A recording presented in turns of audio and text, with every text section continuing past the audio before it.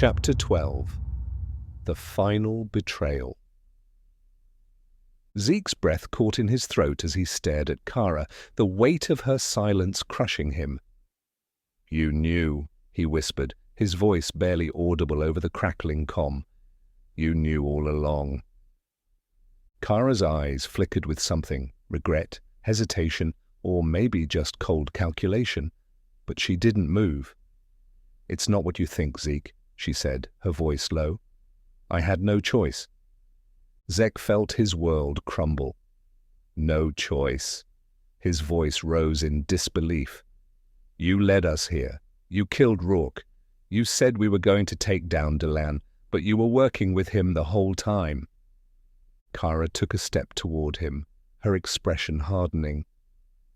"I did what I had to do to survive." "You don't understand what's at stake, Zeke.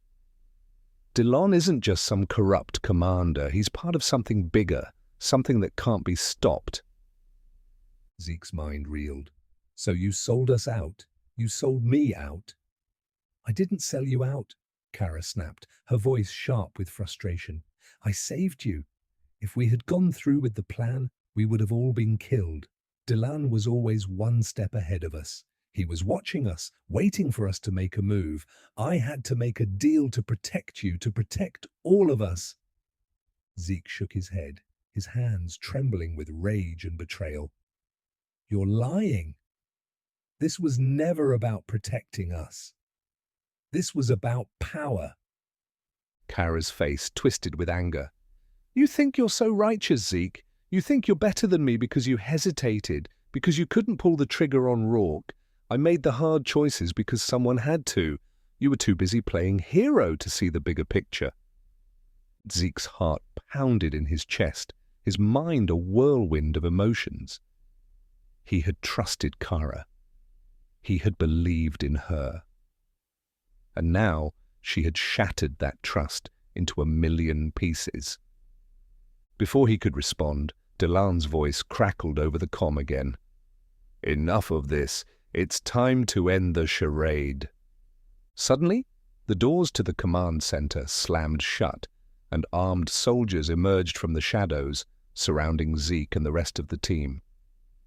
Zeke's hand instinctively went to his sidearm, but he knew it was too late. They were trapped. Delan had been watching them from the start, and now he had them exactly where he wanted them. Kara stepped forward, her eyes cold and calculating. "I'm sorry, Zeke," she said quietly, "but this is how it has to be." Zeke stared at her, his heart breaking with every word. "You were my friend," he whispered. Kara's expression softened for a moment, and for the briefest of seconds, Zeke thought he saw a flicker of the woman he had once known. But then her face hardened again, and she turned away. "Take him," she ordered the soldiers. Zeke felt the cold barrel of a rifle press against his back as he was shoved forward, his mind spinning with disbelief. Kara had betrayed him, sold him out to Delan, and now everything they had fought for was crumbling around him. But as they led him away, one thought burned in his mind. This wasn't over yet.